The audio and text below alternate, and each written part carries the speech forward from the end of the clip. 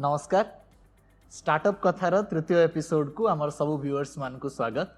मु Durga Prasad incubation manager अटल incubation centre Nalanda. Startup कथार आम जमी सबुथर स्टार्टअप माने जानिबा पई बहुत फाउंडेशनल जिनस को लेकिन आम ये सेशंस गुड़ाक रखि था। ये स्पेशल चार्ट शो रे आज आम डिस्कस करवा स्टार्टअप मानक पई सबुठु अधिका anxious topic which is funding. आज आम सांगे कथा हेबा पई अछंती फ्लूइड वेंचर्स रा फाउंडिंग पार्टनर श्री अमित सिंगल। अमित जी नमस्ते। आपको स्टार्टअप कथा के इस स्पेशल चार्ट शो में स्वागत है आपका। और जैसे आप पहले से ही ओडिशा स्टार्टअप इकोसिस्टम के साथ जुड़े हैं और आपको भी पता है कि यहाँ पे स्टार्टअप्स वैरिड सेक्टर्स और बहुत सारे ऑपरेशन स्टेजेस पे काम कर रहे हैं। And during your interaction with few of them you might have also many insights to share with our viewers today.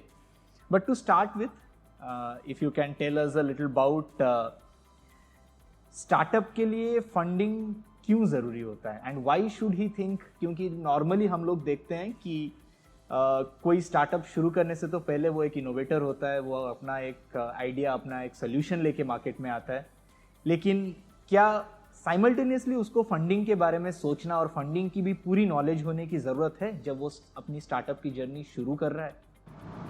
ये बड़ा अच्छा क्वेश्चन है कि स्टार्टअप को जब स्टार्ट करना है तो फंडिंग की जरूरत क्यों है। तो मेरा पर्सनली मानना ये है कि स्टार्टअप को ऐसा ज़रूरी नहीं है कि जब भी वो स्टार्टअप के बारे में सोचे उसके लिए फंडिंग होनी बहुत ही ज़रूरी है। लेकिन लोग किसी भी स्टार्टअप का वैल्यूएशन इस तरह से करते हैं कि अगर आपको किसी थर्ड पार्टी ने वैलिडेट किया है एक एक्स वैल्यूएशन पर तो उससे एक वैल्यूएशन ड्राइव हो जाती है। तो इसलिए यंग एंटरप्रेन्योर्स को लगता है कि वैल्यूएशन ही एक क्राइटेरिया हो गया है सक्सेस करने का, जबकि ये जी बिल्कुल। अगर हम सक्सेस की डेफिनेशन देखें, how much you are growing, what is the future step of the startup, कितना बड़ा मार्केट है, तो काफ़ी सारे एंगल होते हैं जिसके हिसाब से आपका देखा जाता है कि ये स्टार्टअप क्या है। तो थोड़ा सा गलतफहमी यही फैल रही है कि अगर मैं किसी से फंडिंग ले लूँगा और एक एक्स वैल्यूएशन पर ले लूँगा तो मेरी सक्सेस कन्फर्म है कि वो हो ही जाएगी, जबकि ये सही धारणा नहीं है। तो हमें सबसे पहले बूटस्ट्रैप स्टार्टअप के बारे में सोचना चाहिए और हमें ये सोचना चाहिए कि अगर हम अपने स्टार्टअप में से किसी को हिस्सेदारी दे रहे हैं, तो जब आप फंडिंग देते हैं तो आपको एक पर्टिकुलर शेयर उसको देने होते हैं। सही बात है। 20%। तो आपको इन्वेस्टर बोलता है कि मैं 10 लाख रुपए आपको दे रहा हूँ, लेकिन कंपनी का 10% हिस्सेदारी मुझे दे दीजिए। अब आपने 10% तो दे दिया, अगले 25 साल अगर कंपनी चलेगी तो वो तो 10% उसका लेगा, वो तो कम होगा नहीं। तो उस तरह से आप एक बहुत कीमती चीज़ किसी को दे रहे हैं बिना किसी चीज़ के। लेकिन कई बार क्या होता है कि आपके पास आइडिया बहुत अच्छा है, आपको लगता है कि ये मेरे पास एक सॉलिड रीज़न है, ये बड़ा हो सकता है, लेकिन आपके पास रिसोर्सेज की कमी है। जो फंडिंग भी एक चीज़ है कि अगर आपको 25 लाख रुपए किसी से मिल जाए और आप उस आइडिया को वैलिडेट करके देख सकते हैं, तो डेफिनेटली उस केस में किसी को पार्टनर बनाने में नुकसान नहीं है। दिस इज़ अ पार्टनरशिप कि आपने एंजल इन्वेस्टर को कहा आप मुझे कुछ पैसा भी दे दीजिए, आप मुझे अपना एक्सपीरियंस भी दे दीजिए, आपको मुझे गाइडेंस भी दे दीजिए। इससे क्या होगा कि जो मैं गलतियाँ कर सकता हूँ वो बच सकता हूँ आपके एक्सपीरियंस के साथ। और पैसा है आपका तो आप मेरे में इंटरेस्ट भी लेंगे क्योंकि आपका पैसा लगा है मेरे बिजनेस में। तो इस तरह से ये एक राइट कॉम्बिनेशन बन जाता है पार्टनरशिप का कि सारा काम मैं करूँगा, 80-90% इक्विटी मेरी रहेगी, आप मुझे पैसा दे दीजिए और गाइडेंस दे दीजिए, 10-15% शेयर ले लीजिए लाइफ टाइम का। तो इस तरह से फंडिंग। सो ये सही एटीट्यूड होती है फंडिंग के बारे में सोचने की, लेकिन हमने कहीं ना कहीं इसको सक्सेस के पैरामीटर के साथ जोड़ लिया है कि जब तक कोई स्टार्टअप फंड नहीं रेज करता तब तक वो सक्सेसफुल स्टार्टअप बोला नहीं जाता। तो ये जो हाइप और इस फंडिंग के चारों तरफ जो हमने नॉर्मली स्टार्टअप सोच रखे हैं, तो ये तो आई ओपनर है उनके लिए कि funding should be guided by a particular need, not as a part of the process. आपको जब फंडिंग ले रहे हैं तो अपने पार्टनर भी बड़े अच्छी तरह डिसाइड करने चाहिए, क्योंकि एक इन्वेस्टर जो हो सकता है वो आपके लिए कोई वैल्यू एडिशन नहीं कर पाए, केवल फंडिंग दे पाए। और आपके पास दूसरी ऑप्शन है जो आपका एंजल इन्वेस्टर है, लेकिन वो मनी के साथ साथ आपको एक्सपीरियंस भी दे पा रहा है, आपकी गाइडेंस भी दे पा रहा है। सही बात है। You should always go for those investors जहाँ पर आपको गाइडेंस मिले। तो आपको वो सिलेक्शन भी बड़ा ध्यान से करना है। तो वो इन्वेस्टमेंट सिर्फ मॉनिटरी टर्म्स पे नहीं होता है, वो इन्वेस्टमेंट में हमको उसकी मेंटरिंग और उसकी वो जो प्रेजेंस है वो भी बड़े काम की होती है। At the same time sir, हम लोग जब स्टेजेस ऑफ फंडिंग के बारे में बात करते हैं तो नॉर्मली किसी स्टार्टअप को लग भी ये सकता है कि मैंने तो सोच लिया इस चीज़ को करना है, लेकिन करने के लिए तो मुझे पैसा चाहिए और ये हमेशा पॉसिबिलिटी नहीं होती है कि आपको एफएफएफ से पैसा मिल जाए, फैमिली फ्रेंड एंड फोर्स से, और बूटस्ट्रैप करने के लिए भी सारे साधन वैसे नहीं हो उसके पास। सो ऐसे केसेस में क्या आपने कभी ऐसा एक्सपीरियंस किया है कि किसी को आइडिया स्टेज पे भी फंडिंग मिल जाए? हाँ बिल्कुल, ऐसा कोई रूल नहीं है कि आपको फंडिंग एक स्टेज पर ही मिलेगी। ये एक, जैसे मैंने बताया कि ये पार्टनरशिप की तरह है कि जहाँ पर इन्वेस्टर और फाउंडर की पार्टनरशिप होती है। तो हर इन्वेस्टर का अलग अलग स्टेजेस है इन्वेस्ट करने का, और जो इन्वेस्टर जितनी जल्दी आता है उसको उतनी ही ज़्यादा इक्विटी मिलती है, कम वैल्यूएशन पे मिलती है। तो there are certain type of investor who want to come on at very early stage and there are certain investor who want to come at a later stage. तो हर इन्वेस्टर का अपना अपना प्रेफरेंसेस है। तो ऐसे बहुत सारे केसेस होते हैं जहाँ पर आइडिया स्टेज पर हम लोग भी इन्वेस्ट करते हैं, बट कन्विक्शन होनी चाहिए कि हाँ ये आइडिया काम करेगा, बड़ा बनेगा, स्केलेबल मॉडल होगा।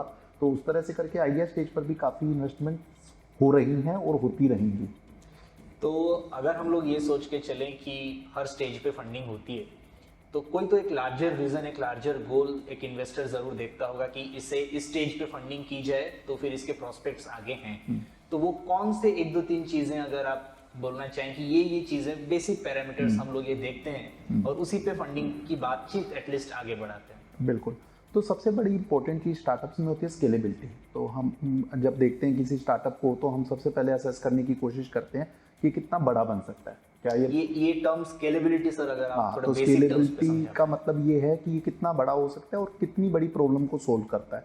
मान लीजिए आप एक प्रॉब्लम स्टेटमेंट लेके आए जो केवल 0 से 1 साल के बच्चे को ही सर्व करता है, तो वो प्रॉब्लम स्टेटमेंट शायद छोटी हो सकती है, क्योंकि केवल उसका जो टोटल पॉपुलेशन का एक टारगेट ऑडियंस है वो केवल 1 साल की रह जाती है। बट अगर आप एक टारगेट ऑडियंस ले रहे हैं 15 साल से लेके 25 साल की एज ग्रुप वाले लोगों को, तो इसका मतलब आप इंडिया की 10-12 करोड़ पॉपुलेशन को सर्व कर सकते हैं। फिर हम उसको और बाइफरकेट करते हैं कि ये प्रॉब्लम अर्बन को सोल्व कर रही है या रूरल को सोल्व कर रही है। तो हम उस तरह से एक टारगेट ऑडियंस बेसिकली उसके दूसरे सेगमेंट्स और कैटेगरीज कितनी बड़ी हो सकती है। तो इस तरह से कि ये प्रॉब्लम कितना बड़ा है, कितने लोग इसको अडॉप्ट करेंगे। उसके और भी पैरामीटर होते हैं कि जिस प्राइस पर आप वो ऑफर कर रहे हो सॉल्यूशन, उस पर कितने कस्टमर आपके बन पाएंगे। तो हम टोटल मार्केट से शुरू करते हैं, फिर सर्विसेबल एड्रेस मार्केट तक, जिसको सैम भी बोलते हैं, वहाँ तक पहुँचते हैं कि अगर ये मार्केट है, आप इसका 1% हिस्सा ले पाएंगे, 2% ले पाएंगे, 10% ले पाएंगे, या मार्केट में ऑलरेडी कुछ प्लेयर इसको अलग तरह से सोल्व कर पा रहे हैं, तो बहुत ही छोटी सर्विसेबल मार्केट है, तो स्केलेबिलिटी कितनी आएगी। तो बिजनेस प्लान बना के देखा जाता है कि ये प्रॉब्लम कितनी बड़ी हो सकती है और कहाँ तक इसका जा सकता है विजन। और क्या इसकी ये भी पॉसिबिलिटीज हैं कि दूसरे कॉम्पिटिटर्स आ जाएं और इसकी खुद की मार्केट को भी डिस्टर्ब कर दें? बिल्कुल, वो एक एंट्री लेवल बैरियर देखते हैं हम कि अगर ये प्रॉब्लम को ये सोल्व कर रहे हैं एक तरीके से, तो इसमें क्या आईपी है। आईपी मतलब इंटेंजिबल प्रॉपर्टीज। तो इंटेंजिबल प्रॉपर्टी कई बार आपको पेटेंट वगैरह करके प्रोटेक्ट करती है कि आपके कंपटीटर वो वाला काम नहीं कर पाए अगर इनोवेशंस आपकी है, और कुछ केसेस में आपका अपना एक्सपीरियंस उस केस में काम करता है कि जो आप जिस बैकग्राउंड से आ रहे हैं या जिस पढ़ाई से आप आ रहे हैं, तो आपके कंपटीटर को वो करने में फिर से मेहनत करनी पड़ेगी अगर आप एक स्टेज तक पहुंच चुके हैं। तो कई बार अर्ली मूवर एडवांटेज को भी हम डिफेंसिबिलिटी मानते हैं एंट्री लेवल में, और कई बार आपकी टेक्नोलॉजी को मानते हैं। तो entry level barrier is again a very important thing to see the serviceable address market. और कई बार प्रॉब्लम स्टेटमेंट इतनी बड़ी होती है, हमारे मुंह से निकलता है इसमें तो 10 प्लेयर भी आ जाएंगे तो चलेगा, कोई फर्क नहीं पड़ता, बिकॉज प्रॉब्लम स्टेटमेंट बहुत बड़ी होती है। सही बात है सर। तो नॉर्मली आप जब ये फंडिंग के जो टर्मिनोलॉजीज होते हैं वो सारे स्टार्टअप्स के लिए भी एक मतलब बहुत जार्गन जैसा होता है, क्योंकि इनफैक्ट सिर्फ फंडिंग नहीं, हम लोग जब बहुत टाइप्स के इन्वेस्टर्स की भी बात करते हैं तब भी बहुत सारे टर्म्स ऐसे आ जाते हैं, एंजल इन्वेस्टर्स, वीसीज, और ऐसे बहुत सारे टर्म्स होते हैं जो कि जिसकी बहुत विविड और क्लियर नॉलेज नहीं होती है। बट अगर आप इन सॉफ्ट टर्म्स हमको ये थोड़ा सा समझा पाएं कि जो स्टेजेस ऑफ फंडिंग होती है, तो एक स्टार्टअप अपने आप को फंडिंग के किस स्टेज से लेके किस स्टेज तक देखना चाहता है? बिल्कुल ठीक है। तो इसको मैं लाइटर नोट से शुरू करता हूँ। जब हम अपने पेरेंट्स से बात करते हैं ना, तो मुझे पता लगता है कि जब पहले स्टडी होती थी स्कूल के अंदर, तो पढ़ाई फर्स्ट क्लास से शुरू होती थी। तो वो ने कभी एलकेजी या यूकेजी का नाम ही नहीं सुना, तो उनको स्कूल में एडमिशन मिलता था 5-6 साल की एज में, और वो फर्स्ट क्लास में जाते थे, 10th तक पढ़ते थे, फिर वो कॉलेज चले जाते थे 11th में, और उसके बाद ग्रेजुएशन अपनी कर लिया करते थे। तो धीरे धीरे कंपटीशन इतना बढ़ा कि लोगों ने कहा अच्छा नहीं, आपको है ना फर्स्ट से पहले अपने बच्चों को नर्सरी में डालना है। फिर केजी आया, केजी के अंदर हमने देखा लोअर केजी, अपर केजी, और now the next concept is कि people going to pre nursery. तो सेम चीज स्टार्टअप्स के साथ हुई है। तो स्टार्टअप में बड़ा सिंपल फंडा था कि जब तक आपका सीरीज ए नहीं हुआ, सीरीज ए का मतलब कि आपका सब कुछ वैलिडेट हो गया, यू नीड ग्रोथ कैपिटल। तो series A demonstrating in US, you need growth capital, now everything is fit.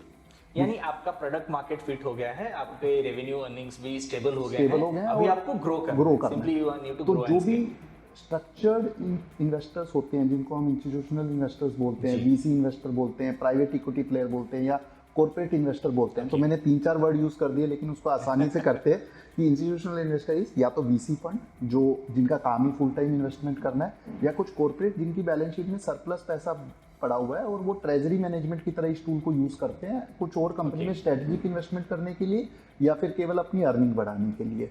तो उन कंपनीज में जब वो लोग इन्वेस्ट करते हैं तो वो नॉर्मली सीरीज ए पर आते हैं, वो आइडिया स्टेज पर नहीं आते हैं, क्योंकि उनका काम ही फुल टाइम इन्वेस्ट करना है और ग्रोथ कैपिटल को देना है, और उस टाइम पर उनको कोई वो नहीं चाहिए होता रिस्क, केवल वो स्केलेबिलिटी के लिए पैसा देते हैं। तो वो है सीरीज ए। सीरीज ए के बाद जब सीरीज बी बड़ा राउंड होता है तो सीरीज बी के लिए आता है। और ये भी कई बार क्वेश्चन उठता है कि ए बी की बातें क्यों होती है, क्योंकि जब भी कोई नया इन्वेस्टर आता है उसके राइट्स पुराने इन्वेस्टर से थोड़े से बेटर होते हैं। तो डिफरेंशिएशन किया जाता है कि कौन इन्वेस्टर किस स्टेज पर आया था। तो ये सिक्योरिटीज के टाइप होते हैं, तो इसलिए series A, series B, series C, D, E, F, G, H तक चलता रहता है। एंड आई डोंट नो कि जब इंडिया इकोसिस्टम में जब जेड आ जाएगा then will start after that, but लोग काफी आगे तक पहुंच गए।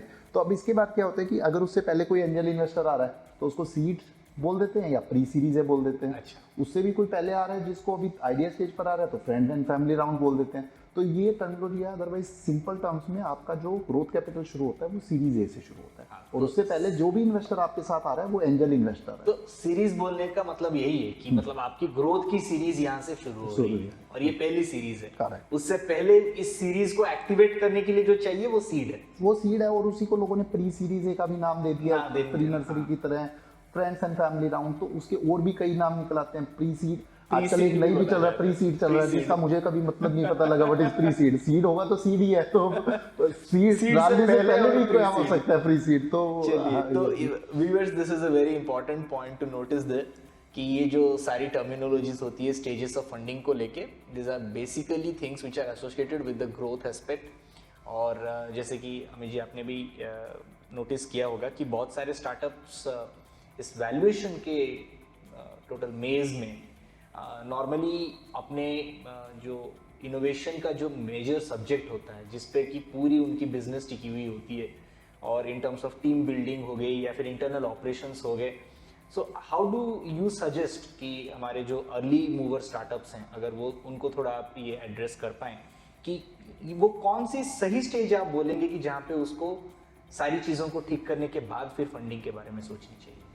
देखिए, मेरा अपना मानना ये है कि जब आप प्रूफ ऑफ कंसेप्ट कर लेते हैं, अब एक और मैंने वर्ड यूज़ कर दिया, प्रूफ ऑफ कंसेप्ट, जब आप का वैलिडेशन हो गया, एक तरह से आप श्योर हो गए हैं कि ये प्रोडक्ट अब मार्केट में उतारने के लायक हो गया है, तो आपने जो प्रोटोटाइप वगैरह बना के प्रूफ ऑफ कंसेप्ट पे कर दिया, कुछ कस्टमर आपके पेड कस्टमर बन गए हैं, तो उस स्टेज पर फंडिंग लेने में सबसे फायदा रहता है। तो you get the best valuation at that time because you have a clarity कि how much customers are willing to pay for that solution, so you have entire clarity and you can create a business plan among them कि हाँ, क्योंकि कई बार है ना बड़े confusion भी होते हैं, आपका प्रोडक्ट भी है, सॉल्यूशन भी है, लेकिन कई बार रिवेन्यू मॉडल भी नहीं समझ में आता कि क्या किया जाए। क्या हमें सब्सक्रिप्शन मॉडल पे जाना चाहिए कि एक फिक्स, एक एग्जांपल ले रहा हूँ कि कोई अगर आप मान लीजिए B2B SaaS में है कि आप एक ऑप्शन हो सकती है कि हम हर एक कस्टमर से फिक्स्ड फीस ले लें, चाहे वो कितनी मर्जी ट्रांजेक्शन करे।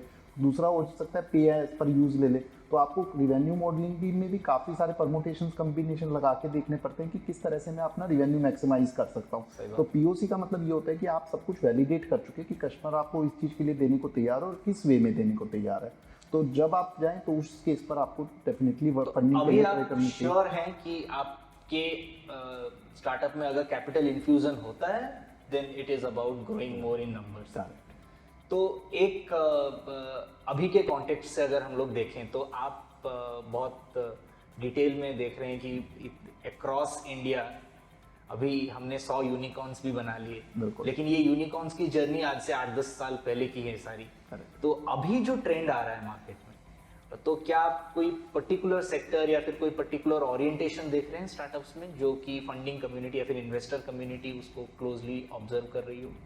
तो मुझे 3 सेक्टर बड़े इंटरेस्टिंग नज़र आ रहे हैं, और ये सेक्टर इसलिए इंटरेस्टिंग नज़र आ रहे हैं क्योंकि बहुत सारे इन्वेस्टर इसमें इंटरेस्ट ले रहे हैं।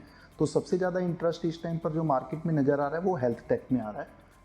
कोविड भी एक रीज़न हो सकता है, और भी बहुत सारे रीज़न है हेल्थ टेक के ऊपर। तो हेल्थ टेक में बहुत सारे फंड्स ऐसे आ रहे हैं जो डेडिकेटेड हेल्थ टेक के अंदर आ रहे हैं। उसके अलावा डीप टेक जो टेक्नोलॉजी है उसके अंदर इन्वेस्टर का काफ़ी इंटरेस्ट है। वेब 3 पर कुछ इन्वेस्टर अभी रिस्क नहीं लेना चाह रहे हैं, कुछ बहुत रिस्क लेना चाह रहे हैं, क्योंकि रिस्क मोर रिवार्ड वाले सिचुएशन चल रहा है। तो ये 3 सेक्टर तो डेफिनेटली टॉप 3 में आ ही रहे हैं। इसके अलावा कुछ फंड्स इस तरह के भी आ रहे हैं जिसपे वो है ना रिवेन्यू वे में ग्रोथ बहुत नहीं देख रहे, but they are looking at impact. Either you are impacting the employment or something like that. If you have a large impact, they are willing to invest in that. First hand impact है, नई technology है। Correct. तो impact में आप अगर rural के लिए कुछ कर रहे हैं, स्पेसिफिकली अगर आप इम्पैक्ट क्रिएट कर रहे हैं पूरे भारत के ऊपर, इंडिया के बजाय, तो they are willing to invest. Even the IRR they are expecting less, but they are willing to invest. तो क्योंकि ना इसको भी आपको स्ट्रक्चर को समझना पड़ेगा कि जब फंड बनते हैं तो कुछ लोग उसके अंदर पार्टनर बनते हैं, they want to invest for a particular purpose. तो समटाइम्स कंपनी डिसाइड कि हमें इन्वेस्ट करना है, लेकिन एक पर्टिकुलर कोज भी साथ में होना चाहिए, केवल फंडिंग ही नहीं होना चाहिए, लेकिन इम्पैक्ट बहुत बड़ा होना चाहिए। तो वो एक चौथी तरह की कैटेगरी आ रही है जिसके अंदर कुछ फंड केवल इम्पैक्ट देख के ही इम्पैक्ट देख के बनाया जा रहा है। जो जैसे कि हम लोग अभी अगर टेक्नोलॉजी को ब्रिज करना चाहते हैं अपने अर्बन और रूरल डिवाइड को लेके, तो ये जो स्टार्टअप्स जिनका इंटरवेंशन हो सकता है टेक्नोलॉजी के टर्म्स। हाँ, तो मैं एक छोटा सा एग्जांपल देता हूँ कि एक मान लीजिए स्टार्टअप है जो केवल और केवल रूरल के अंदर आपको हेल्थ सर्विसेज प्रोवाइड कर रहे हैं, या रूरल के अंदर आपको एम्प्लॉयमेंट या कोई ऐसी सर्विसेज प्रोवाइड कर रहे हैं जो रूरल इकोनॉमी को एड्रेस कर रहे हैं। तो उस केसेस में भी वो इन्वेस्टमेंट्स वो केवल उसी तरह के स्टार्टअप में इन्वेस्ट करेंगे। तो ये बड़ा एक नया सेगमेंट उभर के आ रहा है। सही बात है। तो ये तो हो गई कि हमारी एनवायरनमेंट और जो सो अब आपका एक स्पेशलाइजेशन सेक्टर हम लोग जानते हैं जो D2C है, और ये B2B B2C के बाद अभी last year was entirely about D2C startups जिनके स्ट्रक्चर्स में और रेवेन्यूज में काफी ज्यादा बूम नोटिस किया गया है। तो क्या आप एक बार थोड़ा सा एक्सप्लेन करना चाहेंगे कि D2C का मतलब एग्जैक्टली स्टार्टअप कैसे समझें? बिल्कुल। तो मुझे अभी लगता है कि D2C के अंदर ये एग्जैक्टली टिपिंग पॉइंट है जहाँ पर अभी हम बहुत ज़्यादा प्रोग्रेस देखेंगे। अभी D2C के अंदर बहुत ज़्यादा कुछ हुआ नहीं है, अभी होना है, काफ़ी कुछ होना बाकी है। तो आप सबसे पहले ये समझिए कि D2C का इमर्जिंग कैसे हुआ। It purely depending upon the internet connectivity now. अगर हम आज से 4 साल पहले 5 साल पहले D2C के बारे में सोचते थे तो हमें ये लगता था कि किसी शहर के गांव के तहसील के अंदर छोटे गांव में इंटरनेट तो होगा नहीं, ऑर्डर कैसे होगा। अब आप देखिए कि इंडिया के अंदर हर गांव कस्बे के अंदर इंटरनेट अवेलेबल है। दूसरा, पेमेंट सॉल्यूशन अवेलेबल है। कि अगर मान लीजिए कोई बंदा भेजना चाहता है और वो उसको रिस्क है कि यार उस गांव में भेजूंगा, पता नहीं पैसे मिलेंगे या नहीं मिलेंगे, तो he can go for a prepaid option as well, and people are willing to pay that because now people also have a confidence कि यार हम इस पर्टिकुलर वेबसाइट से ऑर्डर करेंगे तो सामान आ जाएगा। तो डायरेक्ट टू कंज्यूमर क्या है कि आपके पास एक फिजिकल प्रोडक्ट होना चाहिए जो आप ऑनलाइन बेच पाए।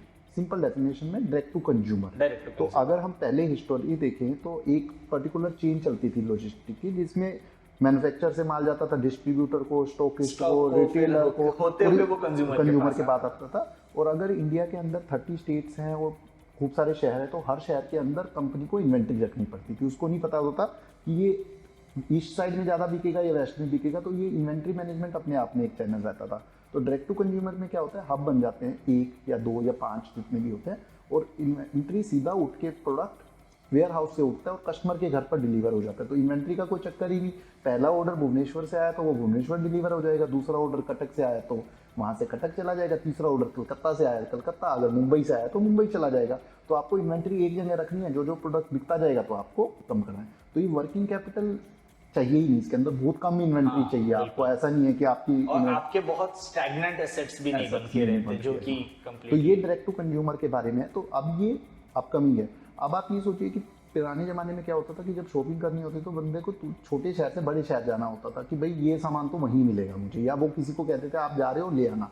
तो अब ये सारी चीज़ें डायरेक्ट टू कंज्यूमर में कन्वर्ट हो रही है, जहाँ पर अभी तो ई कॉमर्स हमने देखा है, फ्यूचर में वीडियो कॉमर्स आएगा, फिर लाइव चैटिंग आएगा, लाइव वीडियो आएगा। तो आपका शॉप वेयर हाउस में या एक सेंट्रल टीम बैठी होगी, वो आपसे वीडियो पर चैट करके बात दिखाएगी, प्रोडक्ट को दिखाएगी भी, और आप ऑर्डर करेंगे तो आपको यही फील आएगा कि मैंने शॉप के ऊपर जाके करिए। जैसे जैसे 5G आ रहा है तो ये सब चीजें होनी पॉसिबल हो जाएगी। जैसे ही हमारी बैंडविड्थ बढ़ेगी तो फिर उसकी भी जो भी एक्सट्रैक्शन हो सकती है डेटा इनपुट्स की वो भी बढ़ जाएगी। तो इसीलिए फ्लूइड वेंचर ने डिसाइड किया कि हम केवल डायरेक्ट टू कंज्यूमर में इन्वेस्ट करें और हमारा एक्सपर्टाइज यूज करें इसके अंदर, और सभी एक तरह की कंपनी जो D2C में हो उसी कंपनी का एक बुके बनाए। 50 करोड़ रुपए फंड से हमने ये शुरू किया और 50 करोड़ रुपए हम 15-16 स्टार्टअप में स्प्रेड करना चाहते हैं अलग अलग सब सेक्टर्स के अंदर, जो इंडिया के प्रोडक्ट को भारत से जोड़ रहे हैं। तो हमारा एक और थीसिस है कि प्रोडक्ट जो है वो मासिस के लिए होना चाहिए। अच्छा, तो हम तभी वो सही मायने में डायरेक्ट टू कंज्यूमर है कि आप हर पिन कोड के ऊपर उसको अवेलेबल करवाएं।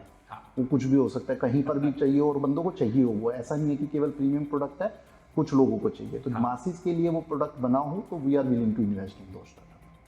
चलिए अमित जी, इसी नोट पे हम लोग हमारे व्यूअर्स को ये भी थोड़ा इन्फॉर्म कर दें कि अगर वो फ्लूइड वेंचर से या आपसे बात करना चाहते हैं तो what is the right way of connecting? Right पे यही है कि हमारी वेबसाइट पर एक एप्लीकेशन फॉर्म है, fluidvc.in हमारी वेबसाइट है। वहाँ पर एक एप्लीकेशन फॉर्म है और कॉन्टैक्ट अस का फॉर्म है, और जो भी अपनी क्वेरीज हो वो कॉन्टैक्ट अस में जाके लिख सकते हैं। और अगर उनका स्टार्टअप है D2C के अंदर and they want us to evaluate, वहाँ पर एप्लीकेशन फॉर्म भरे, हमारी टीम पूरा इवेलुएट करके उनको कॉन्टैक्ट करेगी और उनसे बात करके उसको बताएगी कि हम क्यों इन्वेस्ट कर रहे हैं और क्यों इन्वेस्ट नहीं कर रहे। So thank you so much Amit ji, बहुत क्लैरिटी के साथ और बहुत ऑब्जेक्टिवली आपने सारे क्वेश्चंस के जो भी बेस्ट आंसर्स हो सकते हैं और इन दोज टर्म्स जिस टर्म्स में स्टार्टअप्स को उसको इन लेटर एंड स्पिरिट समझना चाहिए, उस तरीके से आपने इसको एक्सप्लेन किया, उसके लिए बहुत बहुत धन्यवाद। Thank you. और thank you for being part of startup Katha and viewers. With this note आपण माने सुनिले अमित सिंघल को से फाउंडिंग पार्टनर फ्लूइड वेंचर्स आउ जड़े VC हिसाब रे सीए आपण मान का आगे आज जो सब तथ्य गुड़िक को रखिले, आई बिलीव कि आमर सब व्यूअर्स माने जो माने आगु को निजर फंडिंग अपॉर्चुनिटीज को एक्सप्लोर करने को चाहूँगी से मैंने निश्चय ये बहुत गुड़ा इनपुट्स पाइबे। तेणु आज अध्याय को ये रखा, आउ थे आपंक सागर साक्षात्कार हम स्टार्टअप कथार एपिसोड 4 रे।